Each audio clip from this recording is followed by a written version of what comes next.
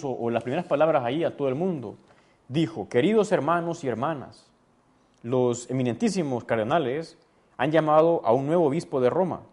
Lo han llamado de un país lejano, lejano, pero siempre muy cercano por la comunión en la fe y en la tradición cristiana. He tenido miedo al recibir este nombramiento, pero lo he hecho con espíritu de obediencia a nuestro Señor y con confianza total en su Madre, la Virgen Santísima. Vemos parte de esa humildad, como dice que él tenía miedo. A veces cuando a alguien le dan un puesto de importancia, uno puede sentir miedo en una empresa o en lo que fuera. En este puesto, que es como el más importante en todo el mundo, él manifestó que sentía miedo al ver su debilidad, pero que estaba apoyado en Cristo y en la Virgen. Ya ahí comenzó esa referencia a la Virgen que le va a acompañar toda su vida. Pero todavía más interesante, dijo a continuación lo siguiente: no sé si puedo expresarme bien en vuestra lengua, en nuestra lengua italiana. Si me equivoco, me corregiréis. Y la gente ahí hizo como un aplauso o diciendo, no, pero él insistió, no, si me equivoco, me corregiréis. Es la humildad del Papa.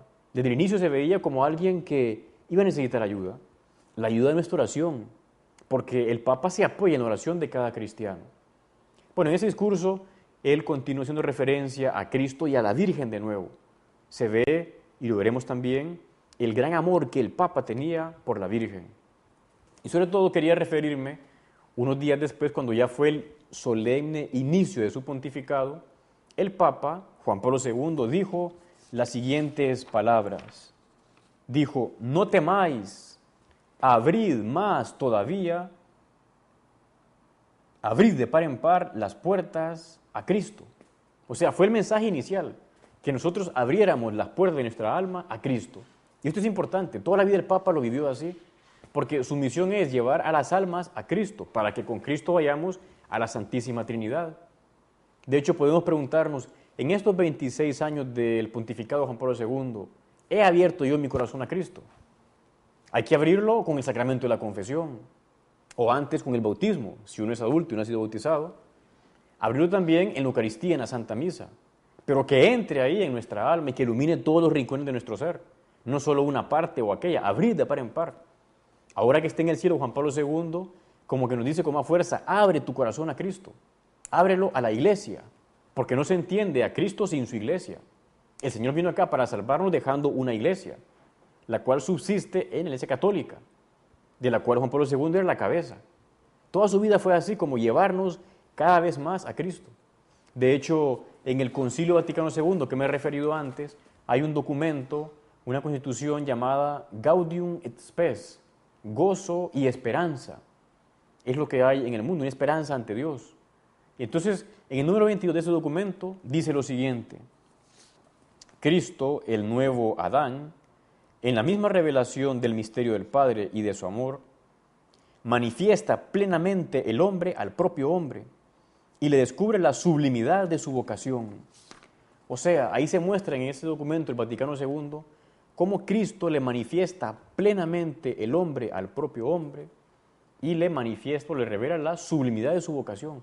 O sea, Cristo es el sentido para entender nuestra vida. Y el Papa, ese texto que hemos leído, lo usó innumerables veces. Casi que era todo su pontificado recordar la verdad sobre Cristo. Porque si uno quita a Dios de la vida, de su propia vida, uno puede reducirse. Es quitarle un bien debido. Hace poco salió un libro del Papa, el último, que nos regaló ya como quizás un libro antes de fallecer llamado Memoria e Identidad. En ese libro el Papa está examinando por qué surgió el nazismo, por qué surgió el comunismo, por qué hubo tanto mal en el siglo XX, por qué esos regímenes tremendos que mataron a tantas personas. Y decía, todo eso viene desde la Ilustración, allá por el siglo XVIII, XVII, donde se comenzó como a quitar a Cristo. El problema es que Cristo es un bien para el ser humano. Si le quitas a alguien un bien, le haces un daño. De hecho, el mal, se define en filosofía, el mal es la ausencia de un bien debido, un bien que nos pertenece. Por eso, al quitar a Dios, a Cristo, del corazón de los hombres, fue surgiendo ese gran mal que fueron esos sistemas totalitarios del nazismo y del comunismo. Por tanto, la vida nuestra tiene un ejemplo claro a seguir e imitar, que es Cristo, crucificado y resucitado. Ser como Cristo cuando trabajaba, cuando descansaba, cuando servía a otras personas. Este es el mensaje nuclear del Papa, que nosotros seamos también como Cristo. De hecho, cuando tuvo esa jornada con los jóvenes en el año 2000, el año del jubileo del nacimiento de Cristo, el Papa estaba en un lugar cercano a Roma, llegaron más o menos 2 millones de jóvenes. Esa fue otra constante del Papa, el cariño que los jóvenes sentían por él, porque los jóvenes, digamos que son listos, y se dan cuenta cuando alguien es auténtico o no, y entonces lo seguían a él. Pues en esa ocasión, teniendo delante a 2 millones de jóvenes, les dijo lo siguiente, quería leerlo, dice así: es a Jesús a quien buscáis cuando soñáis la felicidad. Es Él quien os espera cuando no os satisface nada de lo que encontráis. Él es la belleza que tanto os atrae. Así es, Cristo es la belleza que tanto atrae a las personas, porque Cristo es Dios. Antes, en el Antiguo Testamento, no se podía representar la imagen de Dios, aunque sí Dios permitió algunas figuras representarlas, aquella serpiente colgada en un leño, una serpiente de bronce cuando Moisés recibe ese mandato de Dios, o los ángeles que custodiaban el arca de la alianza. Pero Cristo ha traído la imagen de Dios. Por eso le dice el Papa a los jóvenes que eres la belleza que tanto os atrae. Todos tenemos un deseo de felicidad, de más, que es Cristo la belleza de Dios. Dice, es Él quien os provoca con esa sed de radicalidad que no os permite dejaros llevar del conformismo. Es Él quien os empuja a dejar las máscaras que falsean la vida.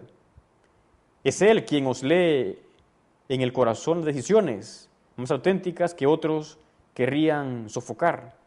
Es Jesús el que suscita en vosotros el deseo de hacer de vuestra vida algo grande, la voluntad de seguir un ideal, el rechazo a dejaros atrapar por la mediocridad. O sea que si uno se empeña en ser como Jesucristo, no va a ser mediocre, va a ser un gran santo como el Papa lo fue. Vemos cómo él tenía ese gran deseo de Cristo.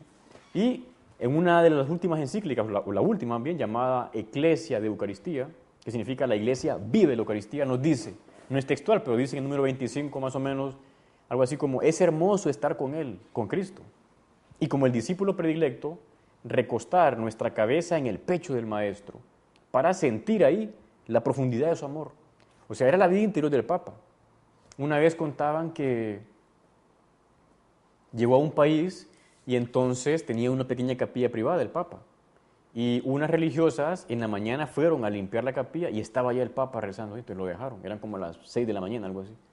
Al día siguiente fueron más temprano, como a las 5:30, y ya estaba el Papa ahí rezando. Y entonces, otro día fueron como a las 5 de la mañana y ahí estaba el Papa. Con razón, el Papa Juan Pablo II era un hombre de oración. Era un hombre que estaba muchas veces delante del sagrario. En las iglesias hay una pequeña como cajita, generalmente muy enriquecida, ya sea de plata u oro. Ahí está guardado el copón con las hostias consagradas, con Cristo vivo que está ahí. Y el Papa muchas veces hacía su oración delante del sagrario, porque se daba cuenta que es hermoso descansar en el pecho de Cristo y ahí percibir la profundidad de su amor con nosotros. Decía el Papa, ¿cuántas veces, mis amigos, amigas, hermanos, hermanas, he hecho esta experiencia y he encontrado fortaleza y apoyo? Vale la pena que usted y yo también imitemos a Juan Pablo II en eso. Y podemos preguntarnos, ¿hago yo un rato de oración todos los días? Si puedo en una iglesia y si no, aunque sea en mi habitación, delante de un crucifijo, ahí podemos comunicarnos con el Padre. Luego el Papa tiene muchas características. En este programa no da tiempo de explicar todo. Una faceta de él es que él quería constituir lo que se llama la civilización de la vida, la cultura de la vida. Estamos en una época en la que intenta como crecer la cultura de la muerte. Mucha gente todo quiere arreglarlo con la muerte. De inocentes, de seres aún no nacidos, de gente enferma. En vez de ayudarle a bien morir, quieren matarlas. Y el Papa escribió una vez una encíclica llamada Evangelium Vitae, que significa el Evangelio y la vida. Decía el subtítulo, sobre el valor y el carácter inviolable de la vida humana. Yo pensaba, es una pena que un Papa haya tenido que escribir esto, porque es como recordarnos, porque el mundo lo ha olvidado, que la vida humana es un valor y es inviolable. Pues en esa encíclica el Papa reafirmó o nos transmitió de manera clara lo tremendo y malvado que es el aborto. Voy a leer un texto para que nos quede bien claro. Decía así, con la autoridad que Cristo confirió a Pedro y a sus sucesores, en comunión con todos los obispos, declaro que el aborto directo, es decir, querido como fin o como medio, es siempre un desorden moral grave, En cuanto